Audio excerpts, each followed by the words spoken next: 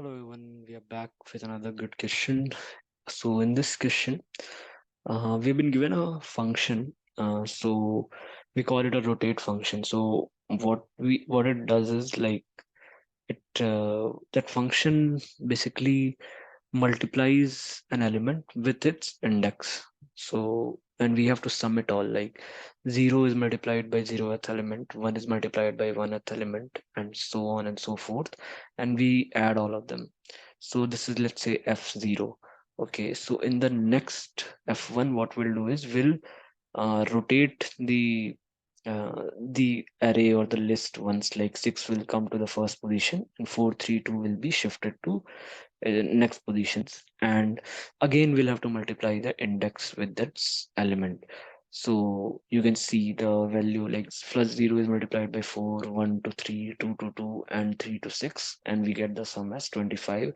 In f1, after rotation, we again multiply it, and we can see like 6 into 0, 4 into 1, and so on and so forth, will get 16. So basically what we have to do here is we have to calculate all the sums, and we have to return the maximum sum. For example, in this case, f3, where 3 is at the 0th locations, 3 is multiplied by 0, and 2 is multiplied by 1, and 6 to 2, and 4 to 3, and we get the sum as 26, which is the maximum sum. So we have to basically return the maximum sum over here.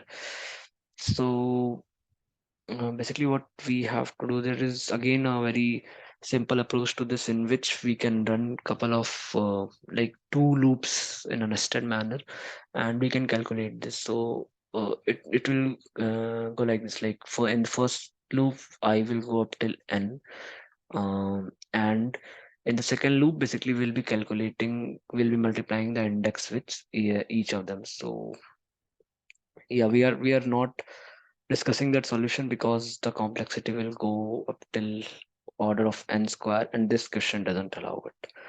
Okay, so basically what happens is, like, let's say in the same example, if we see 4326, so 4326, so this is 0, this is 1, this is 2, this is 3. That's how we multiply it.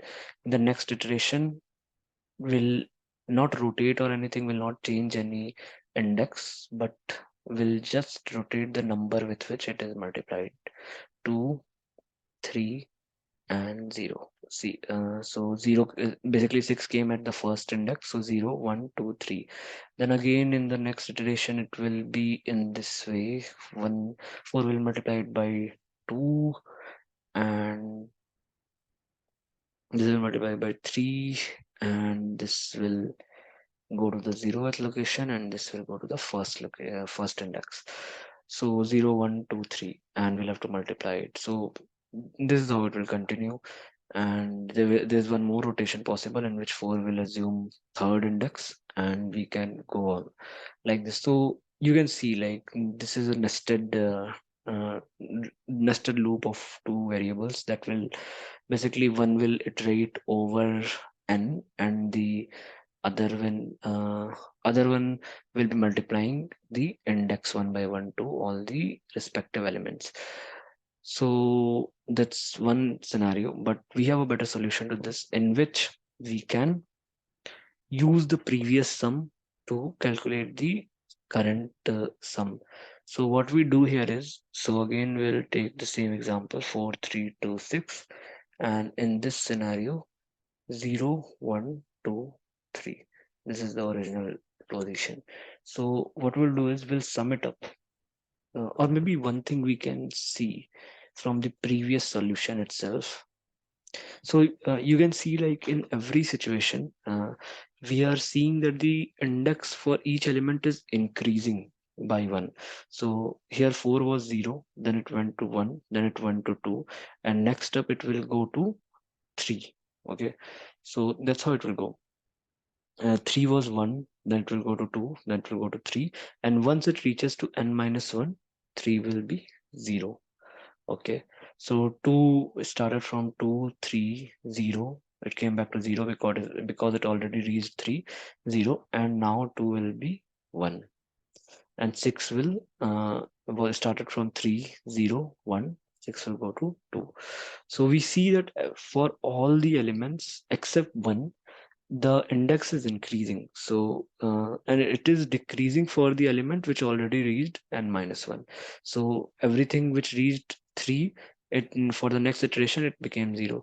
2 reached 3 here, next iteration it became 0. So this is, there is an observation. So what is happening here is, if this is, let's say, k minus 1th iteration, okay, so here we have certain value s. In the next iteration, that will be k, we will add s plus all these elements, because they all are increasing by 1, they all are being multiplied by 1 more. Like 4 was here multiplied by 1, then next it will here it was multiplied by 0, now it is being multiplied by 1. So you're seeing that it is being added once more. Similarly for 2, similarly for similarly for 3, similarly for 2, and the one which already reached the maximum, it is coming back to 0. Now this is an interesting point. So uh, if something reaches to 3 directly, then we will reduce it to 0 basically. So if the sum here was s, we are, and let's say sum of all the elements here, 4 plus 3 plus 2 plus 6 is, let's say, something, C, let's assume it to be C. So if the previous sum in the previous iteration was S, then we are saying that in the next iteration, all the elements are being added once more. First, we say all the elements are being added once more. So it is S plus C.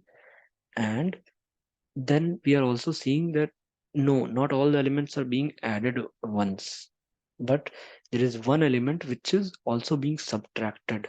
And how many times it is being subtracted?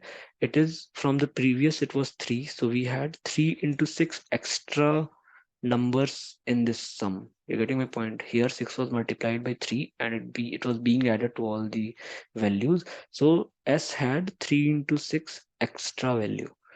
But now here we have to basically multiply and divide and subtract that 3 into 6.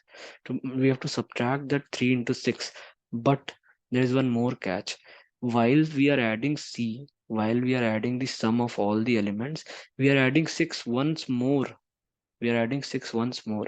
But we don't have to do that. We just have to add these 3, because these are the ones whose index have increased from 0 to 1, from 1 to 2, from 2 to 3. But for 6, it decreased from 3 to 0. So not only we have to subtract the 3 into 6 value, but we also have to subtract one extra 6 which was added as a part of C. Okay, please follow it along. So S was the previous sum in the previous iteration. C was the sum of all the elements, straight up sum of all the elements. And 3 in minus 3 into 6 we are subtracting, because 6 index is decreasing from 3 to 0. But we are also subtracting 6 once more.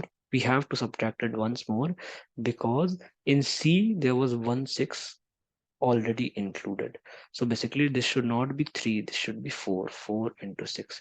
So what became the value, what became the formula is fk, let's say the sum in kth rotation, is equal to fk minus 1. Okay, in the previous iteration, what was the sum? And then c, let's say c is the sum of all the elements in the list, 4 plus 3 plus 2 plus 6, minus n into nums, and that means n minus k, or n minus I. Okay, so what does it mean? Nums. So this particular section where nums in bracket n minus I basically moves the value which is becoming 0 every time. So in the first iteration, 6 was 3. In the second iteration, it was 0. It became 0. So in the second iteration, the value of I should be 1. Okay, so n, that is already 4. 4 minus 1, where it will reach? It will reach to nums of 3, and nums of 3 for this list is 6. So in the similarly in the second iteration, it will since I will be 2, so what will be 4 minus 2, that is equal to 2. So that means that 2 is getting reduced from 3 to 0. Okay, so that's what it will subtract. So on and so forth it will calculate. I hope this is clear. You can just rewatch it. You just have to understand the basic concept that all the elements in a particular iteration is being added once except one element which is being subtracted. Okay, and not just once it is being subtracted, it is being subtracted in the order of how many elements are there. Like if it was, let's say, 5 elements, then it has to be subtracted 5 times. 6 has to be subtracted 5 times, and or whatever has reached 4, it has to be subtracted 5 times. Okay, so that's how it is to be calculated. So fk equals to fk minus 1 plus c, which is sum of all elements, minus n into nums of n minus I. So that's what I have used here. There are few things you have to calculate beforehand. One is sum of all the elements, simply sum of all the elements, because that's what we have to use in the formula. And second is the first value of function. Like let's say without rotation, what was the value of the function? So it's basically 0 into 4 plus 1 into 3 plus 2 into 2 plus 3 into 6. So first value we are calculating, so that this can be started from 1. The main loop can be started from 1, because if I'm starting it from 0, so this nums n minus 0 is basically getting out of index, which we don't want. So that's how we have done. And we also have to utilize this value which is calculated here for for calculating the next sum. So we are doing the same. We are replacing current with next, and we are also updating a element which is I have named it as maxi, which is like abbreviation for maximum, and we are taking the maximum between current and the previous value of maxi, and at the end we are returning maxi. So yeah, that's how it has to be done, and we can see that it will pass all the